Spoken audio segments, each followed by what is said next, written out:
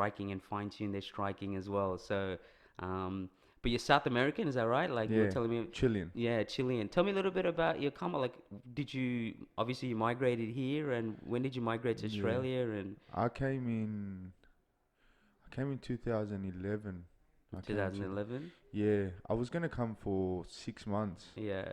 Cause my father's been here for a long time. He's been here for Even like, before that, before you yeah, came? he's Oh, been here really? Yeah. since I was a kid. Oh, right. So he's been Okay. here for over 20 years now. Yeah, yeah, yeah. So I came here to visit, and he just planted the seed in my head. He's like, wouldn't you like to live here and do your stuff here, come and fight? My plan was to come and fight. Yeah, so were you in the game like in Chile? In Sweden, I'm from Oh, in Sweden. Sweden. Oh, you're from Sweden. Sorry. Okay, okay, okay. Yeah, yeah. Oh, right, right. So you're Chilean, but you were living in Sweden. Yeah, I was Ah. born and raised there. Oh, right. That's Yeah, crazy. yeah. What was life like that in Sweden, man? Man, I back then it was good, but Yeah. moving here, I just look back now and I was like, oh, thank God I left, man. Oh, really? Yeah, In what sense? Just like in terms of the environment, in yeah, terms of environment, opportunities, and yeah, the weather, bro. yeah, always cold, huh? So cold. It was really cold. Yeah. And yeah, man, and And so were you and then were you like doing like were you fighting or doing kickboxing or training yeah, I like was that? You were kickboxing. there? Yeah, yeah. That's all I did, bro. Yeah, right. That's all I did. Train and fought. Fought What as what was that like in Sweden in terms of just the culture of fighting and like just the fighting culture there, like over there, kickboxing. bro. That's all we did, man. Mm. I'm telling you, like being at the gym all day, every day, going to the boxing gym, going to the kickboxing gym. Yeah. That's what we did as kids, cause Yeah. there's nothing to do. The weather is crap, and all you do is hang and go to the gym. Yeah. And it was big culture, man. All my mates were mad boxers, Yeah. kickboxers. So they was just surrounded by that. The good thing is as well, like being in Europe, you guys can go around Europe and compete because it's so close by as opposed to fucking Australia. Like you gotta like anywhere outside of Asia, Yeah, it's fucking a bit of a travel, eh? a Whereas hundred there, at percent. least if you can get fights in like Denmark. Luxembourg or Denmark and Yeah, fucking get on a flight and within a couple of hours you're a there, hundred eh? percent. Yeah, which is so much more better. What got you into that, man? It's it was just was around you, was your environment like training and fighting, or was there did you have like an actual interest in it? Man, I didn't. So Yeah. my dream was to become a soccer player. Mm. That's all I wanted to do. That's a South American blood, bro. Yeah. And well, my trainer is is Chilean, Okay. so he moved into our area, and he started recruiting people. And he would go to all of the South Americans, be like, "Come to kickbox, come kickbox." And I would be like, "Nah, that's not my thing." But then he got my mate into it, and my mate became a weapon, Yeah. And I saw him, and I was like, "Bro, you're so fit. Like, what are you doing?" He's like, "Come and kickbox." I was like, "Nah, that's not my thing."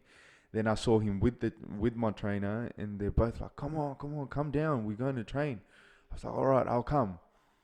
And the first training was low kicks, I remember. Mm. And bro, fuck, I loved it. Yeah. It was a different feeling, mad environment. All the boys were like, it was a mad environment. It was just like that brotherhood in there, man. Yeah, I was like, yeah, fuck, I want to be part of this. yeah. And never looked back since then, man. It's crazy, eh? Like how you can fall in love with something and like have completely no idea. Like um, you hear stories of people wanting to do this because of an influence or someone in the family was doing it, but then you get introduced to something completely, like you don't even have a vision or an idea of it, and then you get 100%. introduced to it, and then you're all in. And were you all in after that? You were just always training, and Bro, so what happened to soccer? You're like, fuck it.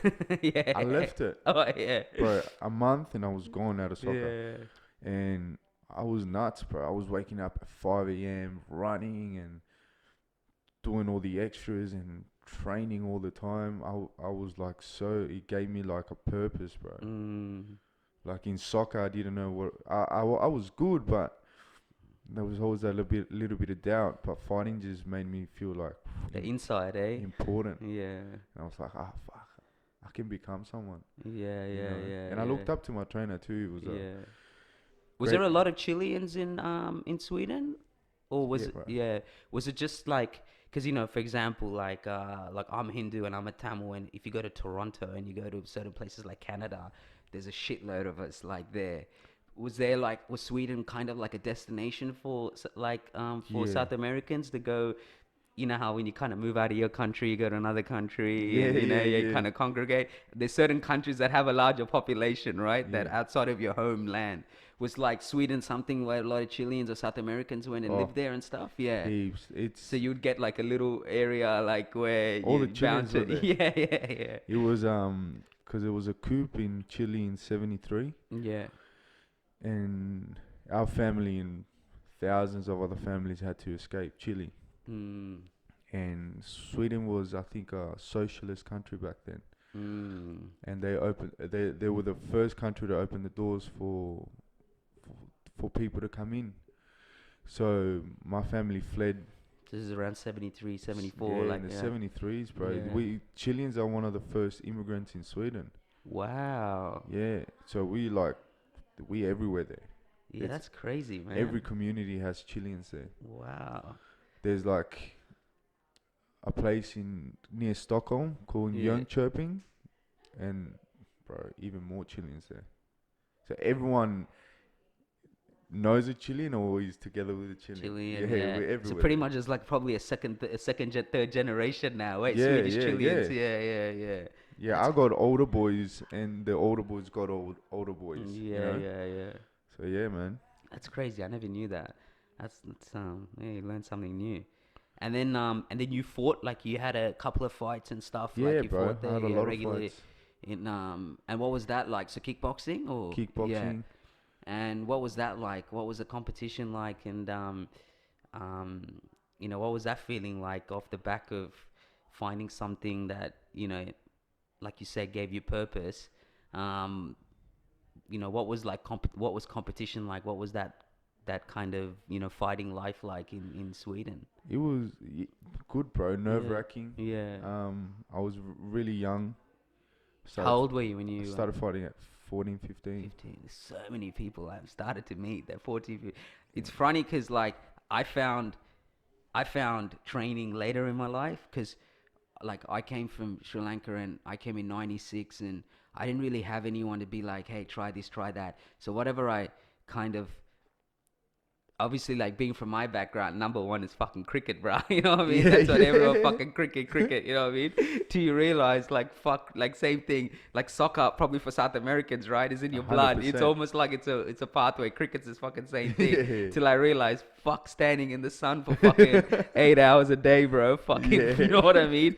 Like fucking dealing with this shit, but it's crazy. Like I meet kids now that are in their 14, 15 years old that have been able to their parents or whatever put them in this pathway of training and fighting. It's just crazy. I always think, man, imagine from 14. But yeah, go on. Like so you're 14, 15 when you first started competing. Yeah, yeah. What was that like, man? Bro, nerve wracking, man. Yeah. And over there, like I say to my fighters, here it's like, bro, the amateur shows here are like pro shows, bro.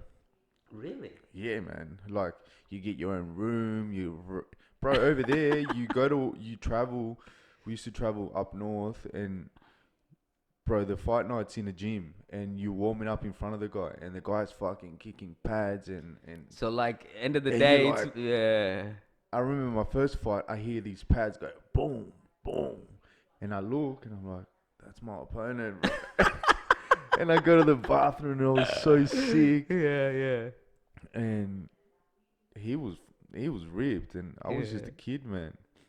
And I was already fighting like men and stuff, so It's a bit different when they're right in front of you, eh? And Yeah. you're trying to like prepare yourself, and then the whole time The you're guy's getting right yeah, there. exactly. You're getting interrupted by the guy that you fucking have to fight. Yeah. So that was the culture there, Yeah, which yeah, is yeah. different, but then it was normal, so That's like proper raw fighting environment, eh? Just fucking Yeah. rock up, drop your bags, and get people ready. sitting on the floor, not Yeah. even seats, bro, like people sitting on the floor, Yeah. and it's just one fight after the other. Yeah. There's no build up. There's no walking. There's Yeah, no yeah, music. music, yeah. It's just no sound. You hear everything. Mm. So it was, yeah, man. I just And fell then in love. how many fights did you end up kind Over of 30, man. over 30? Yeah. And like what period did that span over from when you're 14, 15 when you Oh, started? period of like 7 years. I 7 years, think. okay. I had a professional fight I think I went pro at 18, 19. Okay. I had a Muay Thai fight. Yeah. And then fought over here. Fought in Thailand once. Yeah, man. Yeah. My career ended real short, I think. Moving to Australia my plan was to come here and fight. And fight, yeah, yeah. Yeah. I broke my hand twice. Right. In Sweden? Here. Oh, here, yeah. It sent me out for a long time. Yeah. And then life here is so expensive, bro. Yeah, yeah, it's not cheap, bro. I Yeah. couldn't maintain the life of just dedicating myself to fighting, especially with no hand. It got real hard for me. But I still wanted to be in the game, you know. So I did my PT course, and yeah. Then I started working at gyms, but bro, I was teaching people how to kickbox and box at weight gyms. At weight gyms, yeah, good Yeah. luck with that. Yeah. No, it was going good, but then I was Yeah. like, why am I not at a fight gym? Yeah, fair enough, fair enough. So that's how Yeah. the Although you were like trying to imply that you were trying to teach kickboxing to guys that are like, focused on bulk and Yeah. being not so much, because you would know a lot of those guys come in, they don't survive that. Yeah, They don't really yeah. survive that long, bro. So it's a funny game, isn't it? Like in my 12, 13 years that I've been in and out of gyms, it's funny. I've seen the first experience was my first ever gym where these ripped guys, everything you're told about in a dude that is crazy, you see it, they personify it, right, by the way they look, their build, fucking It's got nothing like to struggling for air, and then next minute 2 weeks later I don't see them again, bro. Yeah, yeah. You know what I mean? But it's just crazy. It's like life, like, when you were talking about how it gave you a sense of purpose, I know I could feel it, you know what I mean? Because I feel like it doesn't matter what level you're at. I think if you're all in what these games got to give to you, like for me, like I found it coming from a bad place. My friend just one day said, hey man, do you want to come try kickboxing? And this is in my early 20s, and like just with like personal shit and whatnot, I was in a bad place. I came and tried it, and just like you, man, it was like what it asks of you and your body and your mind and your soul, there's no way you can't get anything from it, when you like, just because if you give it your all, you're fucking giving your soul to it, you know what I mean? Like if you give it 100%. your all, and it's something you said in one of the recent videos, which I'll get to, that you were sharing around from your interview recently, that really stuck out to me, which I'll get to. But I can understand when you say that. Like when you said it, I could feel it. How it impacted you. For sure. Because it's one of those things. It doesn't matter what level you're at. I think when you just from an amateur fight or whatever it is, just putting yourself through that right path to compete, just that whole process changes you, man. I don't think you're ever the same. You know what I mean? Never, man. So And he gave me like it saved me, bro. I had a bit of a like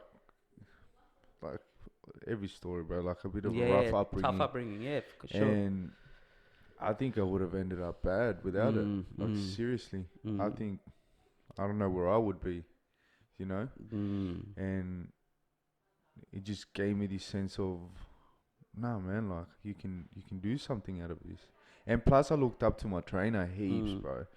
He saved me. So for me, he was a hero to me. So for me, it was like when I fought, it was about impressing him. I didn't even care about myself. It was like I had a father figure in front of me that I was like, okay, I gotta fight for this guy, or I gotta train hard for him.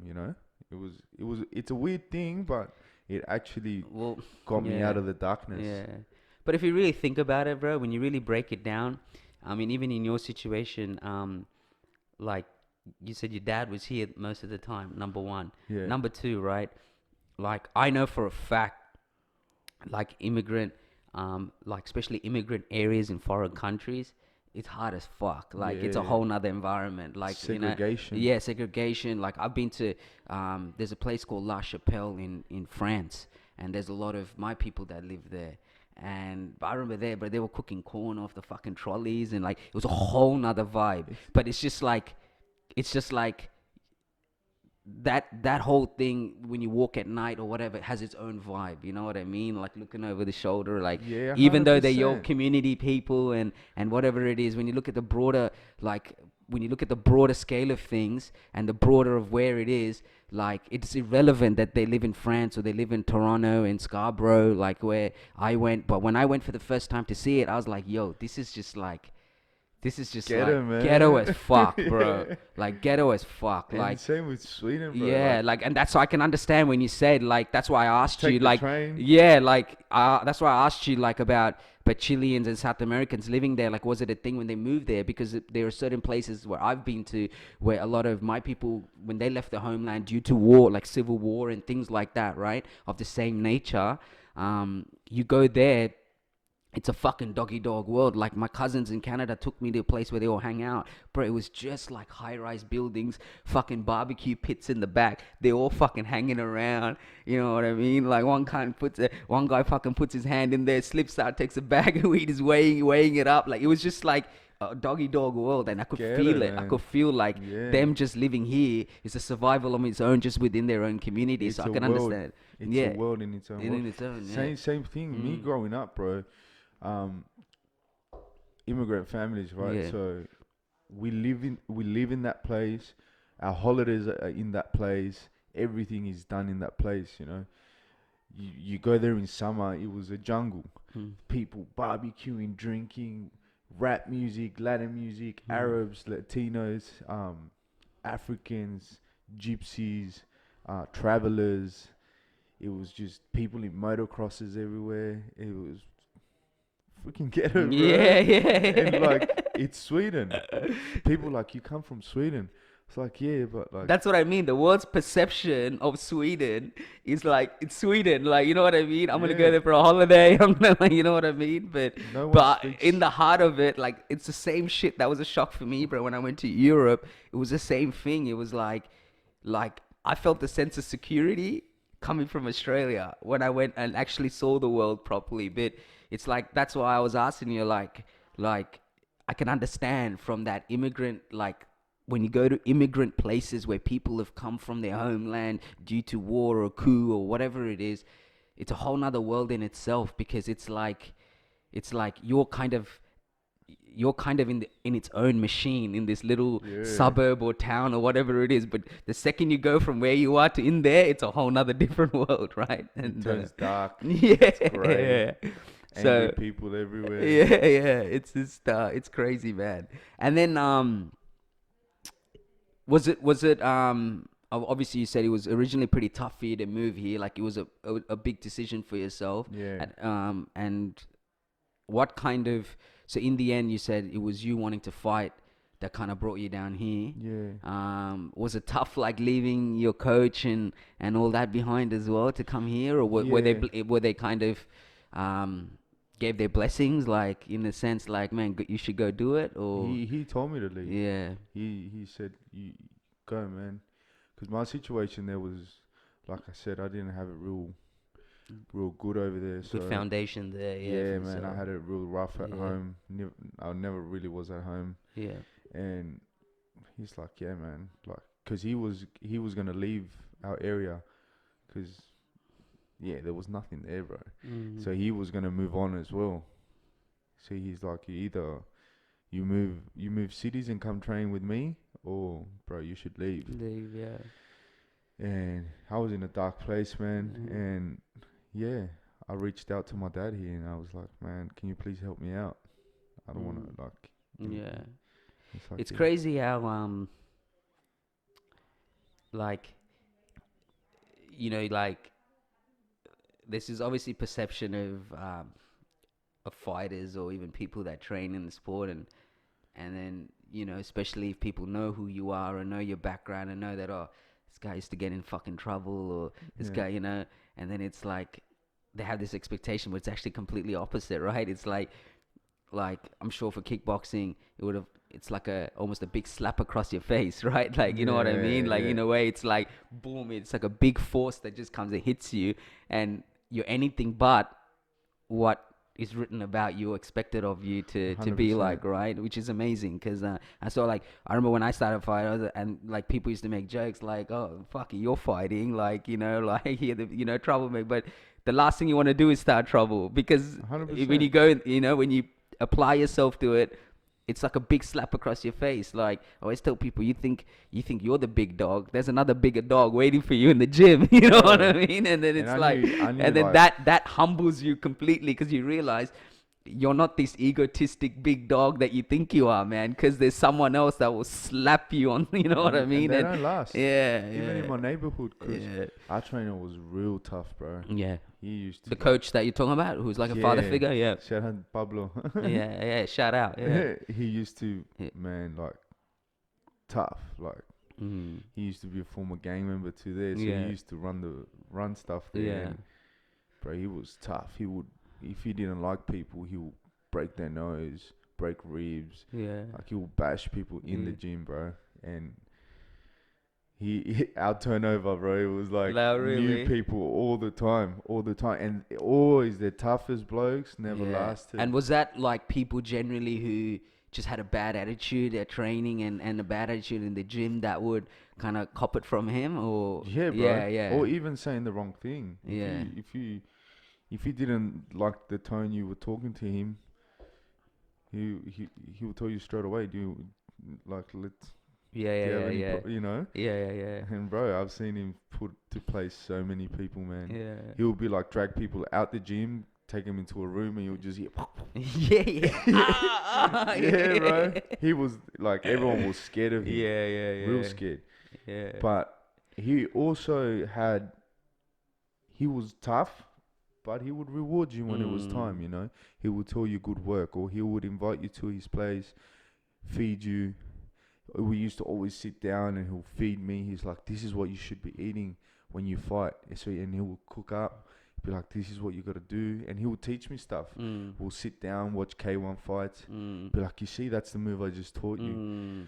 So like, I think that taught me a lot, being around him and him always feeding me it. And I think as well, man, like, I guess someone like him, coming from that, you know, that like that gang life as well, right? He would have seen shit. So that toughness also comes because it's like kind of telling you Yeah. guys, like get your shit together, because you don't know how bad it can get, it kind of thing as well, 100%. right? So I think a lot of that tough love comes from just his own experience and saying, I don't want you motherfuckers going down that line, you know what I mean? And it's like, 100%. you know, so and then if you want to be tough, I'll show you tough. You know Tough. you know what I mean? So it's like 100%. um Humbled me heaps. yeah, man, that's thought amazing. I thought I used to be this naughty kid, and Yeah. man, the gym humbled me real quick. I got bashed for years in that gym. Like, inspiring. I never won a round for probably 3 years, bro. Always like frustrated, and I used to fucking cry, bro, because they used to bash me, like. But that's over there. That's how they spar. That's how they train. Keeping in mind you're like 14, 15 too, Yeah, bro. bro. You're like, you're not even an adult. You don't even know, like, what, in a way, you don't even know what the fuck life is yet. You know what I mean? I'm getting bashed. And you're getting bashed, bro. And they would laugh at you, bro. Yeah. They'd be like, bro, you like my older boys would be like, bro, Would have toughened the fuck you up, man. you're shit. Yeah. Why are you kickboxing for?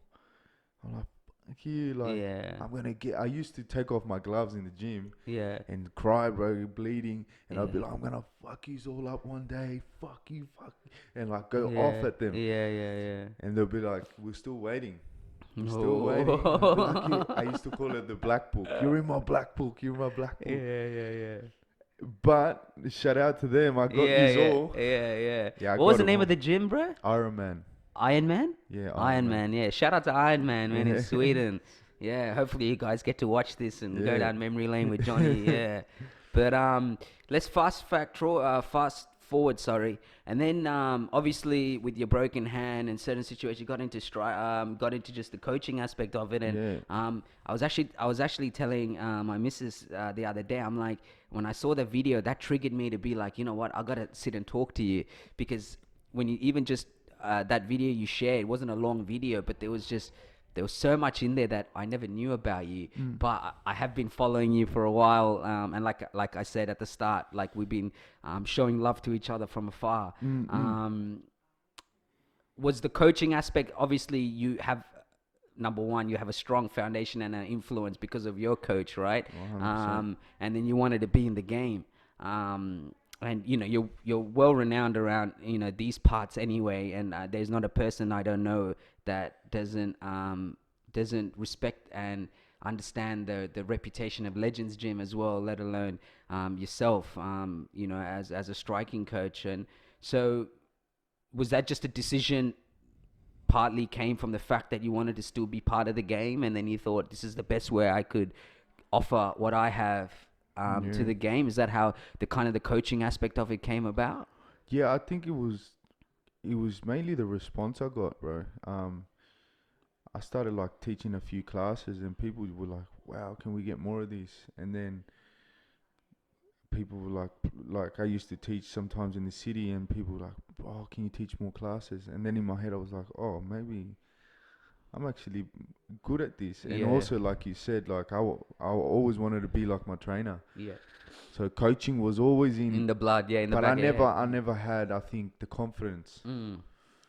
But then when I started getting response, like good response from people, good feedback, Yeah, I was like, you know what? I'm gonna go for this. yeah. And I think stylistically, I never saw anyone teach European type of kickboxing, Kickboxing, and the yeah. schooling system over there. We went through kind of like a schooling system. It was like a little army type thing, the warm ups, the drill, and the shadow boxing, the drilling. Like the structure. It was Yeah, very structured, and yeah.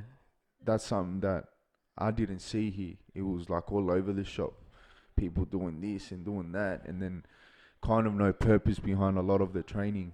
I'm not talking about Muay Thai, Mm. but I'm talking about the gyms that call themselves kickboxing gyms. Mm. Do you know what I Mm, mean? mm, mm, mm, So yeah, man, I started showing what I got taught, mm. and I got mad response. I always say, man, like, and I was actually talking to one of my mates, and coached me as well, holds pads with Jay, and I was actually telling him, like even with the limited fights, I mean, I would love to be, uh, more active. Like I gotta, well, if it all lines up and I get matched, I got to fight in May, in amateur boxing, so in Windsor. But I was Mad. saying, yeah, and so obviously I had like a year and a half off just to work on these things, and I remember telling Ricky, actually, me and Rick were talking about the podcast. Rick was the first person I rang. I said, bro, I'm walking away from work, I'm walking away from everything. I need to go back to, like, I'm living out of a suitcase. You know what I mean? Like I have nothing to build like this brand that I have in my head, that I've had in my head since I was early 20s, but only now I'm doing it in my early 30s, But all of this I was visioning like 8 years ago, 9 years ago, but I just didn't know how to go about it. I didn't know, Mm. back then you think you do need people's help along the line, but back then I thought without the support, I couldn't do it on my own. Kind Yeah, of, you know you're what I kind mean? of trying to find the Like I'm trying to perfect, find the right perfect crowd. moment. Yeah, exactly. Yeah, Yeah. and then it's just it was after my last fight with Ricky and them, like, that I was going for a run, and I came back and I was like, man, fuck, it's just like emotional, and I was like, man, this can't be it. Like, I come from a high and then I go back. Like, what's my purpose? Like, Mm. fighting is not my purpose, but I found it coming from a bad place, so I always owe it.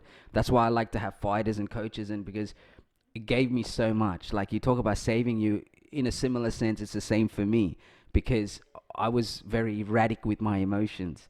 Mm. Like, it was all over the place. It was, like what now, it's just like everything that seemed so relevant in my life, that I'm like, fuck, this is my life. It means shit now. It's so tiny, you know what I mean?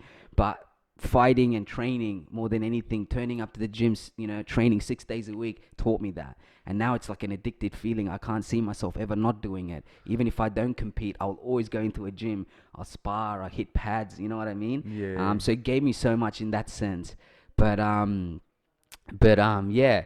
So I kind of lost my train of thought. But yeah. So like, yes, I was like, kind of, oh, that's what I was trying to say. So I feel like with this, because I'm getting back to what you were saying about the systems and the structure, and that's kind of where I wanted to go with this. Was it's different when you get to learn it for what it is and why you're doing what you're doing. Your Yeah. interest is always there because you never stop learning and you're getting fit at the same time. But I Uh-huh. feel like if you do things like boxing, kickboxing, or anything just for fitness, there'll be a point where you hit that stagnant point where you are like, oh, What I'm am I getting doing bored. this? Yeah. It's like anything. Yeah, like anything. But once you start to break down the fabric and the science and the Yeah. understanding of your jabs, your crosses, your why you do, why you're doing what you're doing, I feel like that love is always there. And I always told myself that, 100%. and I was telling Jay, I was holding pads here, I'm like, man,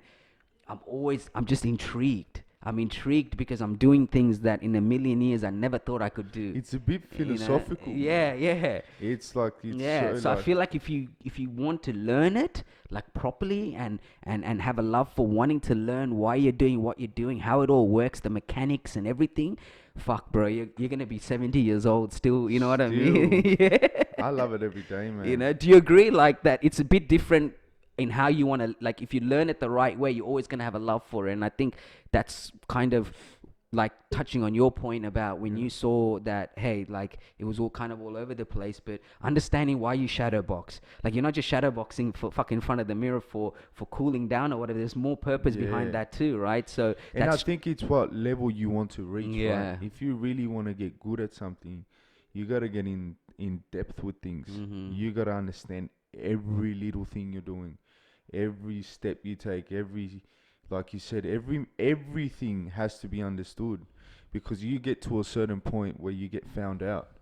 Certain things work for a certain period of time, but then you meet people that are taking the time to understanding everything, and you get found out, and that's in any fight sport, you know. Mm. And that's why I like to be detailed with everything, even with the way I breathe. I tell the people how to breathe how you breathe when you're this far, when you're this close, you know, where do you keep your eyesight, like little things that with time will matter. Mm.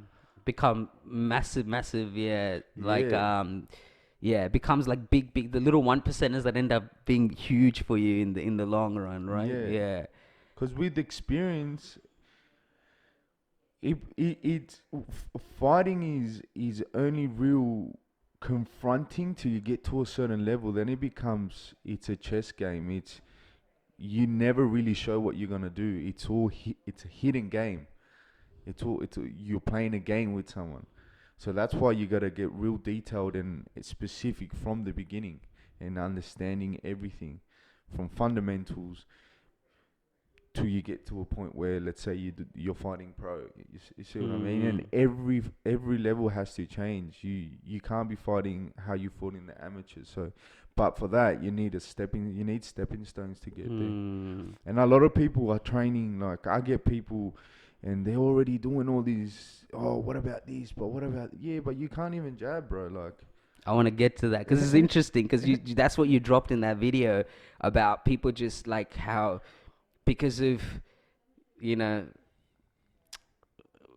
the Conor McGregors and all this now that's happening in the world fighting. I remember you said in the video like a lot of people think fighting is cool, but they don't fucking realize till you got to come in and put in the work and the grind that what it asks of you. And I know we touched on it on the start of the yeah, podcast that if you give it your everything, what it asks of you is like takes everything from you that it humbles the fuck out of you, yeah, right? bro. And you realize like this shit's not a joke. Like, you know what I mean? Mm. Like I was just telling you, I was watching the Prince promotions yesterday, and I forgot his name. I think it's Nasa Hassab. Shout out to him. But took a mad knock across the face, dropped, bro, like legs folded, dropped, and was on the floor for some minute, like a while.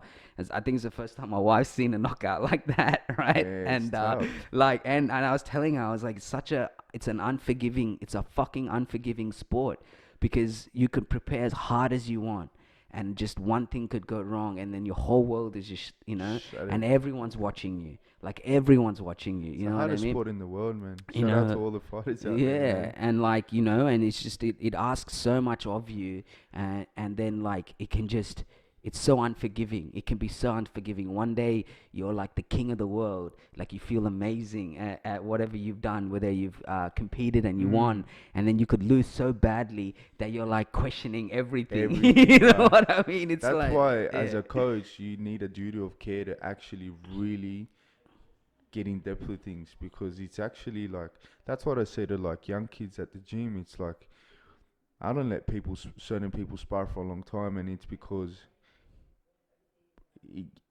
right now you're drilling and you're sparring, right? But bro, in the fight, if the other kid in a fight sees that he can break your nose, he'll break your nose. Mm, If he can knock you out, he'll knock you out. So like you said, it's once you get to the fight, it's not a game anymore. It's mm, not drills. It's not sparring. It's not, you know, it's hands on, and yeah. whoever comes out of that comes out of that. So Mm, that's why, as coaches, I feel like we have to have that duty of care where we put our lives into it as well, mm, because it's a real big responsibility. It's the mm, worst seeing your own fighter get knocked the hell out. mm, It's I know the feeling, so I'm like, fuck, I don't want that to happen. And for that, you need to become picky with everything you do, man, mm, and minimize the chances of that happening, you know? mm. But I see kids in fight nights, and I'm like, bro, that kid should not be in there. Have you seen that? It's terrible, bro. I'm like, oh, I feel so bad There's for a kids, bro. That um kills dreams. I've seen, without going into too much detail, of recent, and I'm talking as recent as me and you meeting today, recent. And it was about a couple of weeks ago. I came and I feel bad talking about this, but because like, I'm not trying to say I'm some messiah, but I'd like to think I've been around some legit guys that I know what's required. I know what real training, you know what I mean? Like, I mean, that's how me and you first met, because we have mutual friends that you respect and you hold in high regard, and and you've Yeah, seen me train with them, so you kind of like, like, out of respect, he's yeah, like training you're you the training, proper yeah, way. good proper guy, but bro, like this guy came in and sparred and had no idea, and his coach was saying he's doing fine, and the dude was just like, had no idea. And I just remember warming up and watching this, and I said to myself, and I remember saying to my mate who was warming up with me, like in the gym, if that's ever me, I expect someone to come and grab me and say, this is not for you. And not even that, like, dude, You're not ready for you're this, not man. fucking ready for this. Like barging and like everything ugly about boxing, like this dude was doing it. And I just couldn't believe that he had someone who's meant to care for him just stand Terrible. there and let this guy do this. Like, and I was thinking to myself, if this guy, any guy, like a guy with one amateur fight who trains hard enough, literally would not only just fuck this person up, but put their life Jeopardy, in man. jeopardy, bro. And I just Yeah. couldn't believe it. And I then and there, I remember closing my eyes and thanking God that I've always had good people around me, that have Yeah. always looked after me, and made sure that I'd go about it the right way. 100%. Because that was an example of what happens when someone feeds you with shit that you think, yeah, whatever. And bro, it just looked terrible. Like, and the guy who was sparring was our gym mate. And bro, like, that dude could have fucked him. Like, this dude, after one spar, bro, he just walked downstairs. Like, got out of the ring and just walked downstairs and didn't come back. And then I was like, what's going on? And I'm like, I'm having a bit of chuckle to myself, because I've never seen this shit happen, right? In the gym before, where a guy just walked, like, is coming down for 4 rounds. And he was just, this guy was just, I think his coach was upstairs at the time. And then our guy went down to have a look, and this guy's just walking up and down, like going at himself, crazy at himself, like, yelling at himself and shit like that. And I'm like, what the fuck's going on You here? almost feel real sad for those Yeah, people. bro, Johnny, I'm not even lying to you, bro. I was like, I felt some type of way, and when I saw it, because I was Yeah. like I know what it's like. Like, I've only had 3 fights, but I know what it's like when I had my first fight, and how nerve wracking it was, and how much I depended on my coaches, how much I depended on my teammates, Yeah. to elevate me and get me ready. How important that is. That's why now, 100%. even like, I've been doing it for 10 to maybe 11 to 12 years now, just training kickboxing, boxing. But when I see a guy, like, I got a guy that's going to be fighting on the same show as me, hopefully, and it'll be his first fight. And I always think to myself, when I train with him, we've been training together, I do everything that I ever wanted and I ever got from my coaches when I was, like just knowing what I needed, you know what I mean? The pep talks, the push, the constant speaking when shit's a bit, you're in that place, that dark place, and Yeah. you're training, and you gotta push yourself. Like, I always remember that. So every time I see someone, And you can see it when someone's exactly, in that yeah, doubtful moment. You can yeah, feel it y- even when they're training. yeah. That's yeah. Yeah, and so, like, I always think I remember what it was like for me, and I always make sure I make time. If I see someone else, like, I'm like, yo, like, it's all right. You know what I mean? Yeah, Like, you're doing they're well. putting in the effort, but they got their head down a little bit, and I'm like, dude, these days you're gonna have 100 of these. You're gonna have thousands and tens and 100%. thousands of these days. This is the life. Get ready. You know what I mean? Yeah. Like, one day you're here going home with a smile on your face. Then Other day you're sitting you're in front of a sitting in a mirror wig. thinking, "Fuck this shit, bro." I said it's just like that's just the life. It's so up and down emotional, but and then yeah. But so going back to your coaching and your striking, and obviously our mutual friend Alan, like, who's another great bloke. Shout out to Mr. Philpott as well. I got to kind of see what you guys are doing through mutual friends as well. Shout out to Harry with Full Guard as well, who Yeah. sponsors Alan. Yeah, so that's how I kind of got a hold of everything going on with you guys as well. But where does some of your, like, do you pick up some of your, I know that your old coach in Sweden was a big mentor and a father figure, Mm. but your philosophies and your ideologies and how you train and how you your style of coaching, obviously you've developed it over time, right? And started to kind of put your own flavor of what inspires Yeah, you. yeah, yeah. So what kind of inspires you, and, like, where do you kind of get your philosophies and understandings and how you train people, and where does all that come from? Like, and then, does, like, in terms of just even external factors, do you draw inspiration from somewhere? Is it your own learning and teachings from specific people, or old Mm. fighters, or, like, me and my uncle were talking about Bruce Lee, because he said he was watching a Bruce Lee documentary. He's from that era, right? They all grew up Yeah. in the 50s and I 60s. was Yeah, and I was telling him, I said, crazy about Bruce Bruce Lee's Lee. like everyone, like, he's your favorite fighter's idol. Like, you know what Idol. I mean? Like, yeah. So where do you kind of draw your inspiration from, bro, in terms of how you coach and your style now and what you've kind of developed yourself to be now, man? I think, bro, all I watch is martial arts and I watch kickboxing, boxing. Um, but coming from a structured background where we were taught structure, and I think when you fight, you need a lot of options, right? You need to have different tools to be able to fight someone, because sparring this bloke is so much different from sparring that guy. You got to change the way you move. Do you know what I mean? So Mm, I think my inspiration is how I move and mm, how I see things, but I adapt it to the person. Even beautiful. personality is a factor, Beautiful. how Yeah. someone is as a person. Some people are brawlers. You can't change that, right?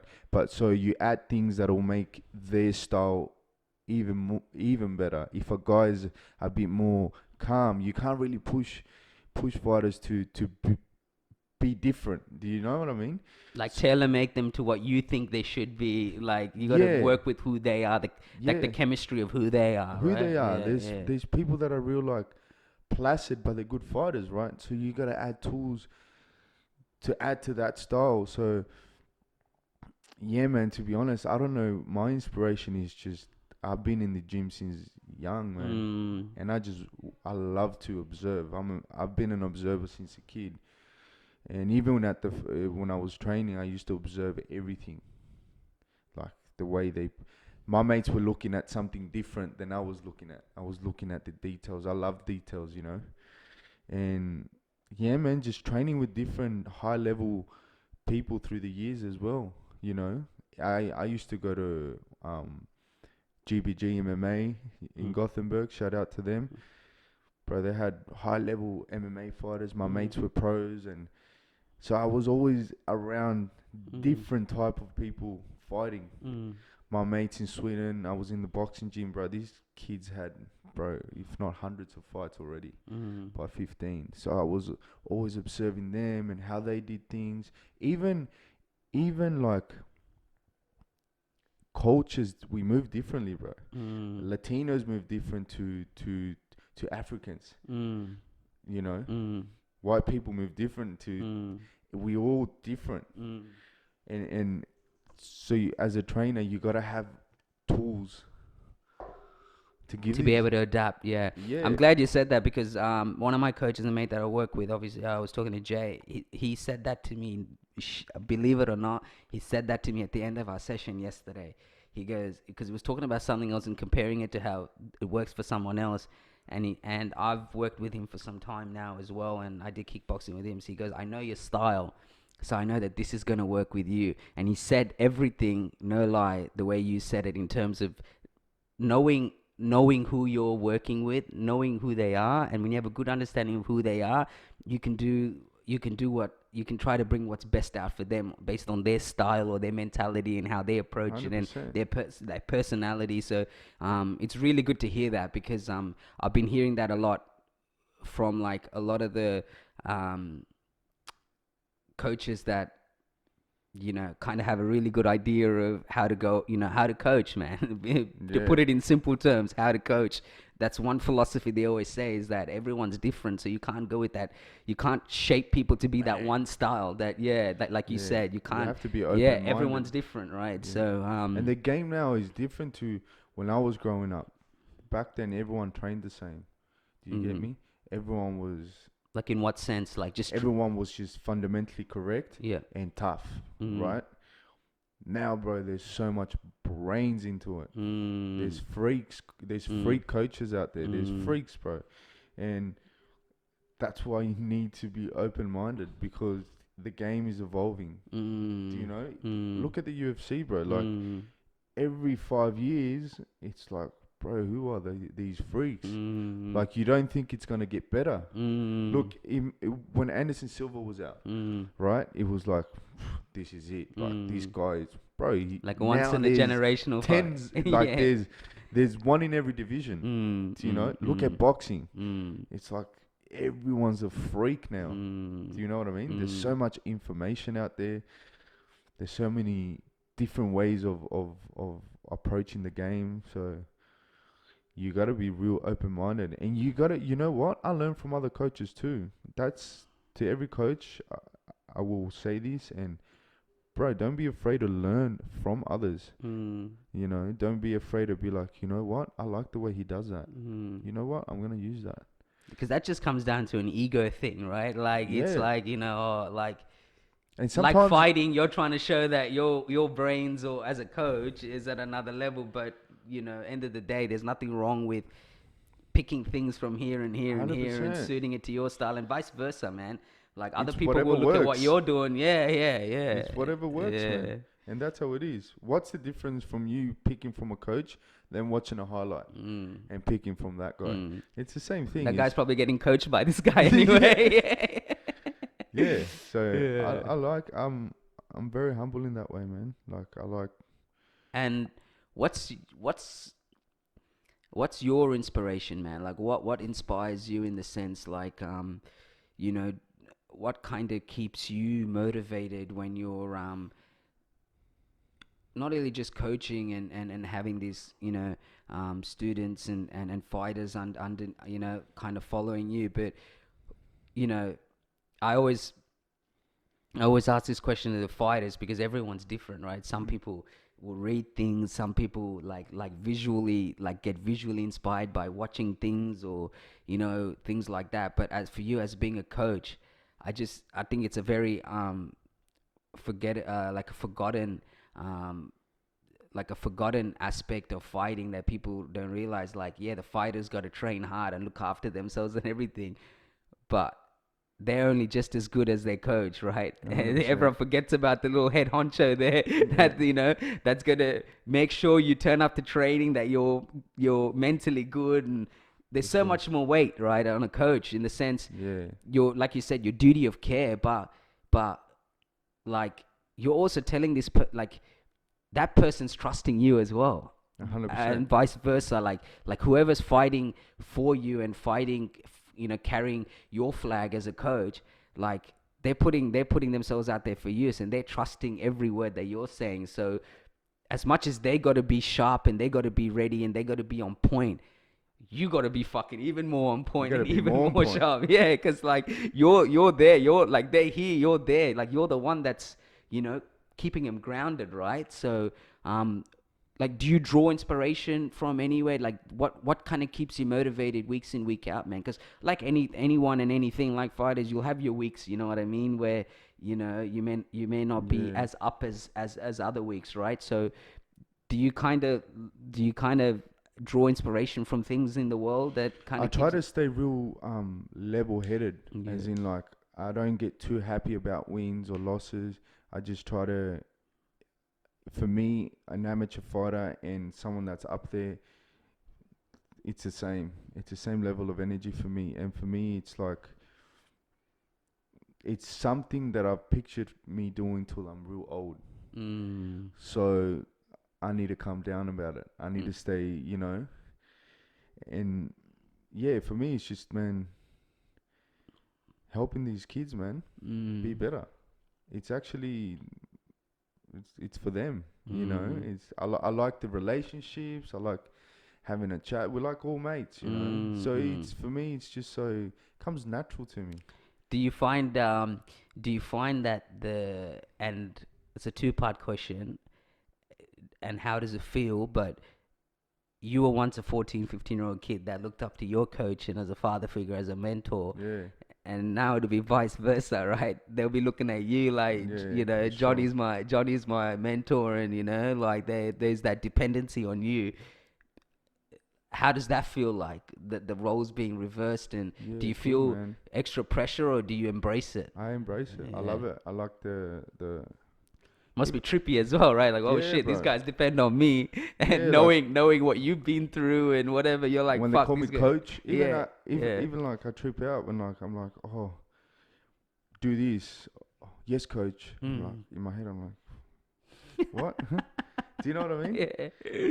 And nah, I like it, bro. I Yeah. like it. It's a mad responsibility, and I'm real happy and proud of each student and fighter that I have, Mm. man. When you think of fighters and when you think of like just martial arts in the game, bro, like what stands out to you in terms of, is there an era? Is there specific fighters? There's styles. There's like when you like what's your cup of tea? Like when you think broadly, like for example, if you ask boxers, man, you go, yeah. For me, when it comes to boxing, Sugar Ray Leonard, someone who stands out for me. I, Mm. I love watching him. I love his charisma. It's something that, and it's funny enough, I always knew Sugar Ray Leonard was. I've always seen his stuff, but for some reason, in the last 6 months, I don't know. It's weird. I've just been drawn to watching a lot about him and his style. Yeah. So, um, in that same sense, what is it like? What is it for you, man? When you think martial arts as a whole, when you think the fight game, is there certain periods, is there certain fighters that stand out to you that you were like, damn, man, like that was your thing, your cup of tea? Yeah, man. Back in the day, K1, Yeah, when K1 in Japan was the yeah. thing, and With like, what is we it, Ryzen and stuff? Like, even uh, before then. nah, before when it Yeah. was when like my biggest, I used to love Andy Sauer. Do you know Andy Andy Sauer? Sauer, yeah, I've heard Andy of Sauer him. Yeah, from Holland. yeah, Oof, that fighter is just yeah. amazing. Masato from Japan, Mm. Nikki Holzken, Yeah. um, Buakao came. Mm. Who else? A few other Dutch fighters. Yeah. I, I loved it. Yeah, Dutch kickboxing. Yeah, there are a lot of When them were produced that there. era was Yeah. just crazy, bro. What era would that be, like in terms of timelines? 2000 and what would it? 2000 and this is even. I was watching K1 even before I started kickboxing. My mother and stepfather used to sit down and watch it Oh because they shit! used to send on Eurosport. Right, And right.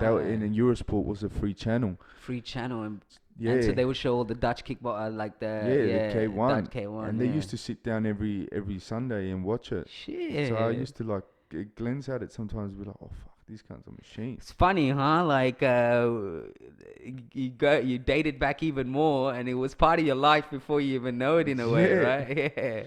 So yeah, Yeah. just that era, the golden era of Yeah. kickboxing, man. Where It's crazy, right? Like I was watching obviously I was telling you I was watching the fights last night, and it was quality, like, all high level kickboxers,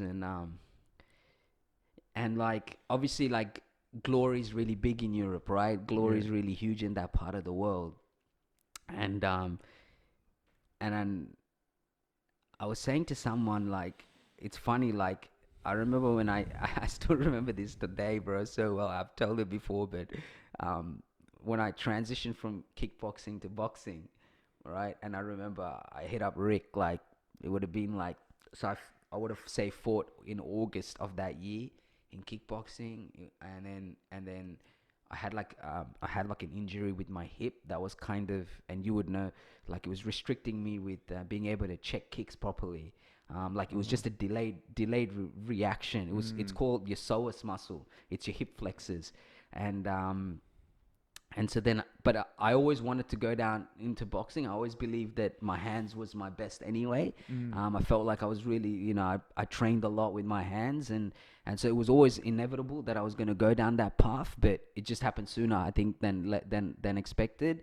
Um, and so then I remember hitting him up, and then I remember like it would have been like November, December, and then I would have started boxing in Jan. And I remember I came to Legends. I always remember this story because he used to Yeah. come hit pads with Jesse, and so he used to drag me with him, and that's when I first met you and Jesse. And and then yeah, I remember my first sparring session. Got fucking pumped, right? I got fucked 'cause I went in with that kickboxing style, and Just squared up. and then yeah, and Ate all the oh bro, I remember punches. getting pumped, and you can ask my missus. I remember coming back home. I'm sitting in front of the mirror, and I just remember just sitting there, and I always do that, just sit Back to square one. and I was like, man, like me talking to myself saying, you better want this, motherfucker, because if you don't want this is gonna be a brutal fucking, it's gonna be a Gonna be brutal, hell. yeah. But I had that conversation. Never in a million years was I gonna quit, but I just had that conversation, like, okay, this is like real now, like, and by the time the fight came around, I was fucking moving like I never moved before. Like I was sparring all the guys, and I remember one of the guys actually went and told my wife on the fight night, like, don't worry, man, he's got it covered. Like he's, like I was trying to catch him the other day, and sparring, but I knew the process. I knew I got, and that's why I tell people I got addicted to the process and the idea that if you go all in, you're gonna get like the Rewarded. results. You're Yeah, gonna get yeah, yeah. rewarded for putting it on. So I knew that. I knew these days are gonna be hard, but it's building towards something beautiful. You know what I mean? And the point I was trying to get to was that I love how, and I'm glad it's like this. You get a boxer to go and kickbox, they're gonna get fucked. You get a kickboxer to go do boxing, they're gonna Mm. get fucked. So it's so beautiful that each sport and its art form is strong to its own entity. And I 100%. love that. And that was the point I was trying to make based on what you were saying, was that like your love for K1, like even yesterday when I watched it, it was pure kickboxers. but I appreciated it. I appreciated it as I was 100%. watching it, and I was like, and the problem is that because you got all these other entities, like you got mixed martial arts and whatever, but even in MMA, you could see bad boxing, you could see bad kickboxing.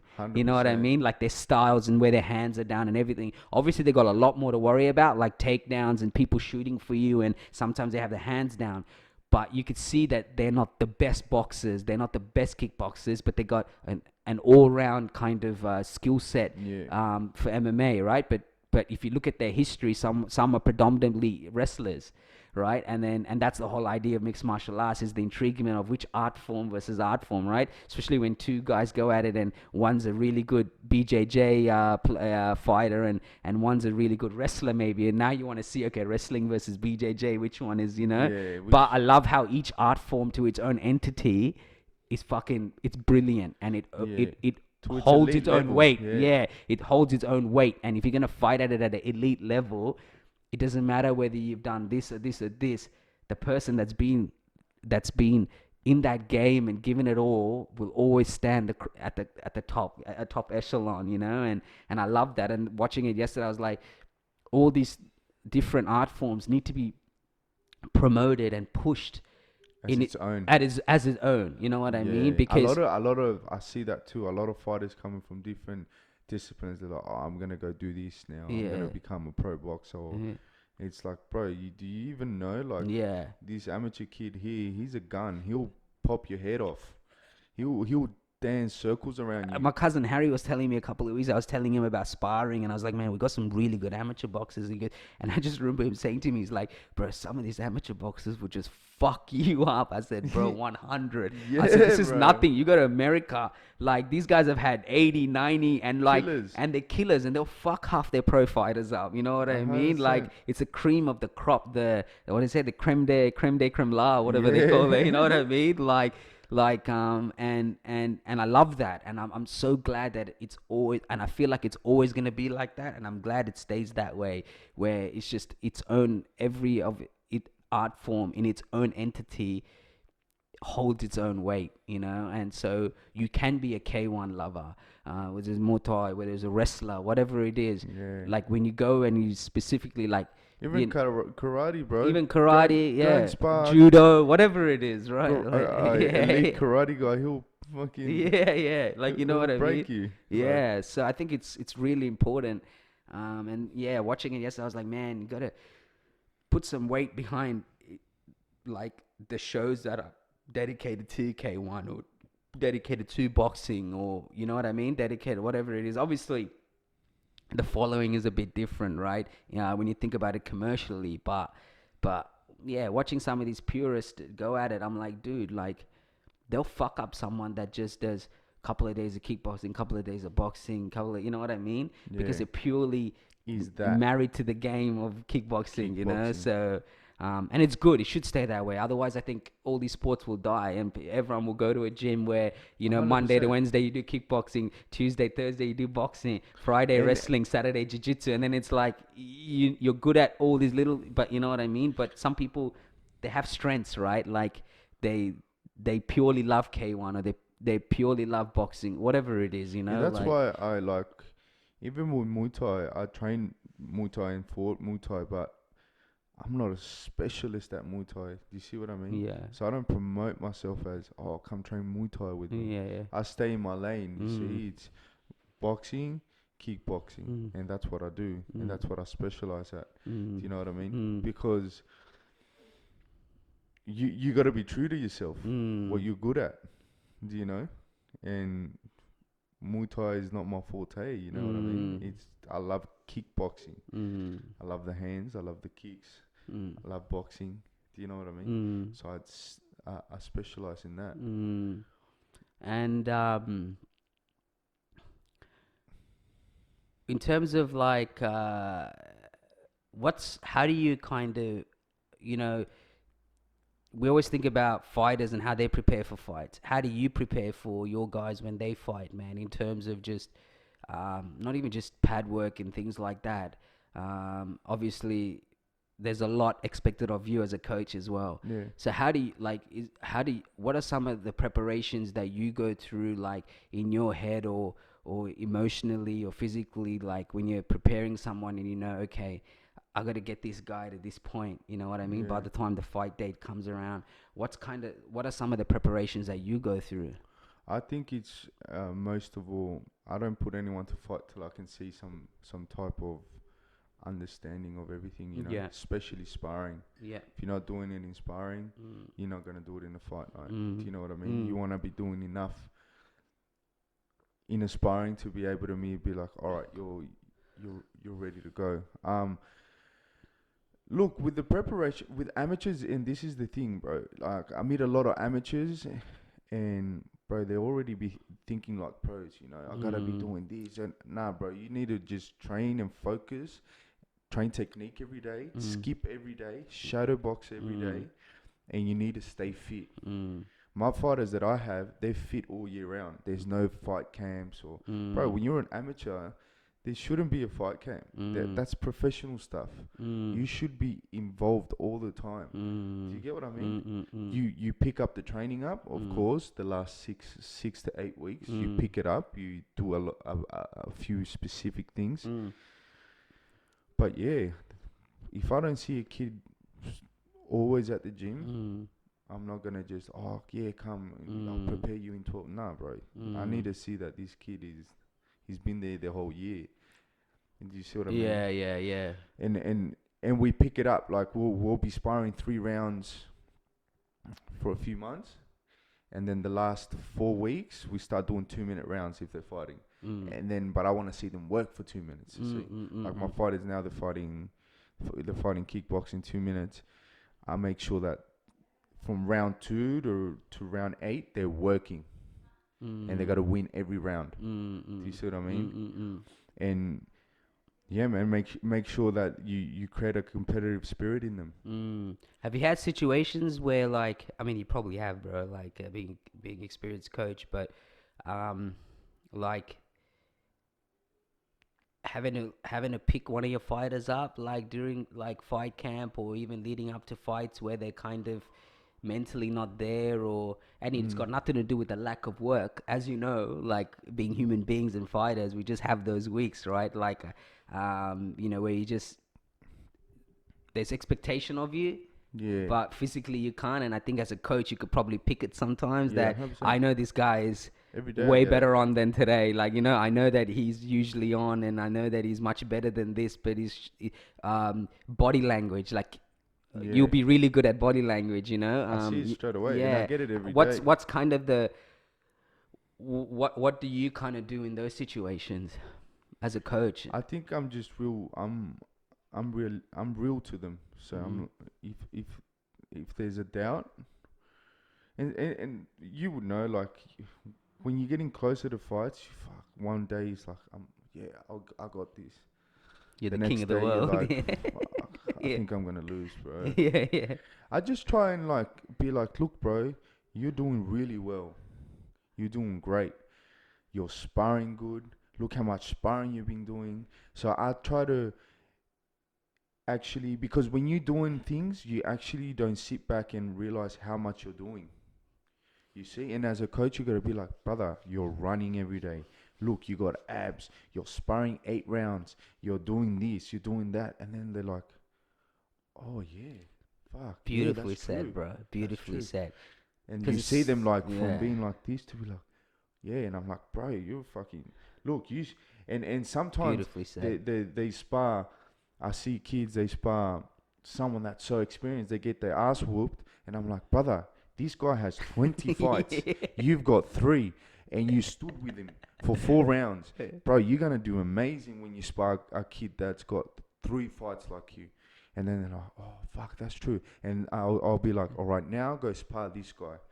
And they go and they spar him and they fucking put it on him. And you're Yeah. like, you see, that's why You get when you get to go and when spar you with spar someone, these yeah, people, high experienced people, yeah. you know, It's all perspective, eh, bro? It's amazing, yeah, eh? it's Like you, crazy. you just shift your train of thought Hmm. in boom, and then everything, like, yeah. And I'm so happy that you said that, bro, because that's something that I learned as well, and I'm pretty sure anyone that competes learns, is that you sometimes don't smell the roses or as you go, because like you put in all this work and then you turn around and you think, and there's it's anxiety training, right? You're like, have I done enough? Have I done enough? I should be doing more. I should be doing more, like, Yeah. but then you don't realize that you have been putting in the work. And like for me, I remember when I was training with Rick and them, and I fought like yeah, it'll be about 2 years now, yeah. And I remember like it was 4 weeks out or something like that, and we were doing this breathing exercises, and with one of the guys um, um, that was a friend of Rick's that does like a lot of meditation and breathing work. And Rick was like, man, you got to come check this guy out. So we had one session with him, and then I had another session with him. And I remember this, we were in Casa Hill, and we were doing just not far from here, but we were just doing that, and it was about maybe 4 weeks out from the fight or something like that. And bro, like with breathing and all that, if you do it correctly, you're levitating on air, bro. Like you just like in a whole nother level. And so this guy obviously takes you through a whole full motion of just loosening up your body, any tight muscles and all those things, and just really kind of relaxing yourself. And I remember like, and then there was like a meditation at the end as well. And I remember after the meditation, I opened my eyes and I was just in absolute zen. and And you're and like and you're ready for and I anything. looked at Rick, and I just started smiling at him, and I never told him. I only told two people. I came home and told my wife, and I told my cousin Harry. I was like, I'm gonna stop this guy. I don't know what round, but I'm gonna stop him, because at that moment I told myself, brother, you've been putting in work. What are you? Appreciation. Yeah, and it was just a different feeling, Johnny. Like I remember telling Rick about it after. I'm like, bro, I just felt like alive.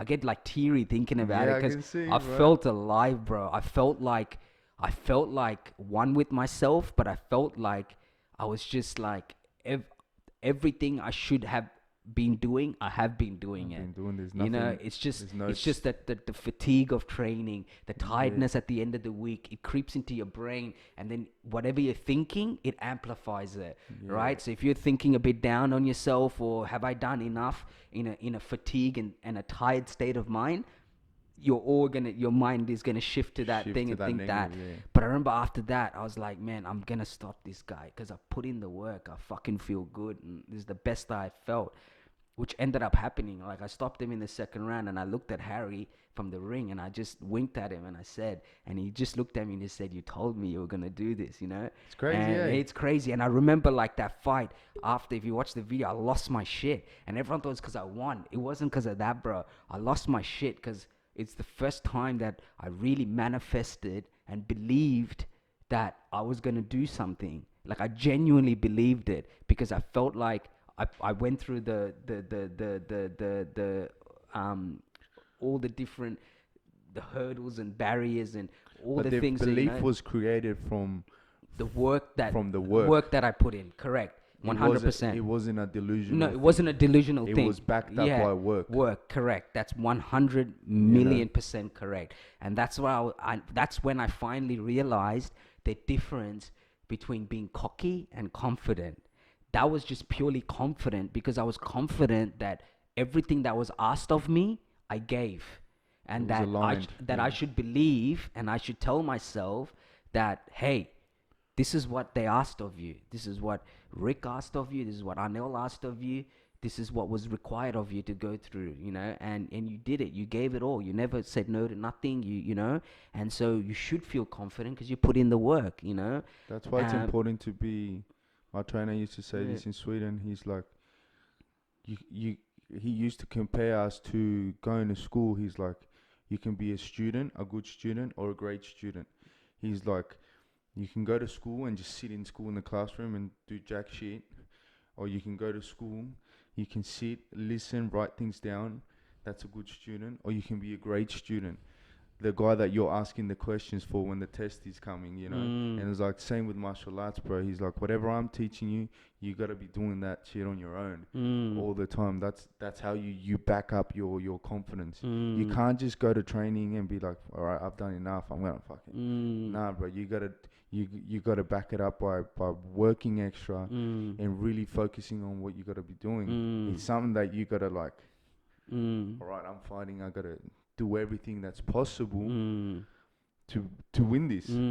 Because it is gonna take those extras, right? Like I always tell people, like, obviously, like people I hang around with or that have never trained, and you have a bit of banter, but I always say anyone can throw a jab, anyone can throw a cross. Do it day in, day out. Do it week in, week out. Do it months in, months out. Do it Yeah. years in, years out. Do it for years, right? Then you realize it's not easy, No. like it takes real work, and you realize that you can like, what's perfection? Because you'll Yeah. always find something that can be better, right? But I said, anyone can go to a gym for a month and throw a jab and a cross, right? How good the jab is, how that's all different. Yeah, it's And all it's up change. to It's you. all, yeah, it's all different, right? But it's not as simple as that. It's like you got to do it. That's why I always. That's why I always want to give back to the game, because I realize I've been around pros. I've been around professional athletes that have been doing it for fucking years, since the age of 14 and 15, and I realize just in the time that I've done it, how much mental strength you need to be these guys have, and how strong they are, and how disciplined they are to have done it for how long they have done it. Yeah. You know But what I I think mean? as And I respect that. I respect that, and I just don't think people realize that it's not as simple as going. It's the work ethic is just next to none. yeah, Like that's the thing. I get people like, oh, how can I get a better hook? I'm like, stand there and hook for fucking 2 yeah, hours. fucking hurt. It's Yeah, simply up to you, bro. fucking hurt. You know how Yeah, to hook. yeah. Just stand there and hook. It's not Hook, gonna come to you one hook, day. Yeah, hook, yeah, hook, hook, and yeah. keep hooking. And then it'll come to It's you. simple. Yeah. It's so simple that it's hard. Repetitions, right? Yeah, Do you yeah, know? yeah. And one thing that I found actually when you asked me how I prepare it, well, that works a lot for me. Is that I always make my guys spar twice Mm. in the week. But the first sparring day, I call it ping pong sparring. This is how mm, I learned to spar. So it's back and forth sparring. So you hit, I hit, you hit, but it's still sparring. Gotcha.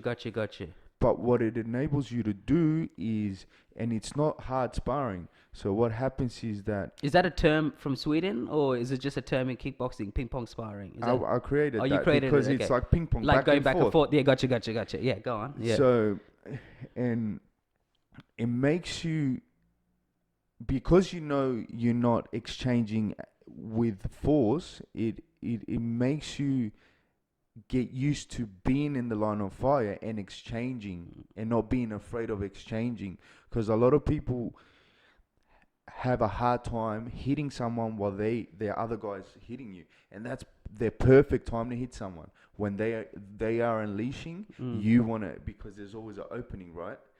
So I make them spar like that, and it makes you be able to think in pressure. So you boom, the guy's hitting, bang, bang, bang, you're back and forth. And then, bro, hard sparring on Friday, you should see them spar, bro. They spar like amazing. Because I'm they like, got comfortable with that idea yeah, I'm of like, being able woo, to. bro. Every Friday, I'm like, I get goosebumps. Even now, saying, Yeah. and I'm like, and I've only done this maybe now for a year, I think. I never used to do it And you before. found the quality and the progression's gone up. Bang. Yeah. And kids that were like come on Friday and they're like, oh, now they're exchanging and they're comfortable, and that's how I learned to spar. Mm. And I make them stay close to each other, so it's not too much moving around. It's just basically staying there, being comfortable, being real close, and being and answering back when you hit, I hit, boom, boom, boom. Because when you fight, that's what happens. It just happens in a more violent but when you spar, when you fight, you need to be relaxed and comfortable in an uncomfortable situation. But you gotta first be comfortable and learn it that way. So you relaxed, and then you understand. Okay, it's not as bad as I think. And it creates confidence. It gives you a good eye, because you're sparring pretty quickly, and okay, now you start seeing things. Now you can think from a very close distance. Do you see what I mean? Now you can work your defense, and then you get clipped. But when you get clipped, you don't get hurt. So what happens is, next time you won't get clipped with that. So then when you spar hard, you'll be thinking so much more efficient. You're more aware of these things, eh? Yeah, Yeah. and your brain is like Mm. you it, you get wired differently, Mm. you know, Mm. because and it's hard. It's still very hard because it's hard pay, like it's a Mm. good pace they spar, Mm. and it's not soft, but it just Yeah, the intention's not to go in there and try to fucking, yeah. wipe the floor of somebody. But But it yeah. solves situations, and it makes you not get clipped on Mm. the hard days Mm. because you're aware of things, and Mm. because you're back and forth. It's weird when you spar like that. One day, hopefully, we'll try it, Yeah, 100%. Yeah. and you'll see it's like Yeah. boom, like you're in close range and you see Yeah. things bang bang, and then you Mm. get comfortable after 2 rounds and Yeah. you're flowing with someone, Mm. Mm. and it's back and forth, and it's in a fight. That's how it is, and and you want to be able to exchange when the guy, let's say he's throwing a hook, you want to be able to block, hook him back, body shot, low kick him. Mm. That's what you want to be doing. This goes back to like even just touching on like people's personalities and how everyone's a bit different and learning to teach. Like this is just another way of being able to get people like a better understanding. I mean, comfortable with sparring, but a better understanding of what the purpose of sparring as well is. It's not just go to go kill the guy you're sparring, but you're trying to get the best out of it, right? You're trying to mimic what it's like when you're in the ring fighting, And you right? want to work, and Yeah, this is and you what want to I, get something out of it, yeah, right? you want to Yeah, work on things. yeah, yeah, yeah. If the problem is that you're not getting low kicks, you should be trying to get those low kicks in. Mm, You know, it's not mm, about always winning in sparring, mm, winning around, and oh, I got him good or I mm, dropped him. So, bro, that's for the fight. mm, If you do that for the fight, good on you. mm, But you dropping your teammates or you going hard with your teammates, mm, you're not getting mm, nothing out of that. You mm, want to be learning. You want to be, if coach says I got a crap jab and I've been working on the jab all week, I want to see you jabbing on that day. Bang, mm, bang, trying to find the jab, the kicks. Do you know what I mean? Work your defense. It's about learning. mm, Sparring is about learning. Drilling, drilling is the closest thing to sparring. Sparring is the closest thing to fighting. mm, Do you see what I mean? mm, So like you said, you want to mimic these things. mm, When you drill with intention. You know, I make them drill like 80, 70, 80% on each other. But it's to get used to it. What it is to get a hook. That's not 100%, but 80%. mm, And you got to block for real. And mm, what it feels like to feel that it goes through the gloves, or mm, what it feels to get a low kick.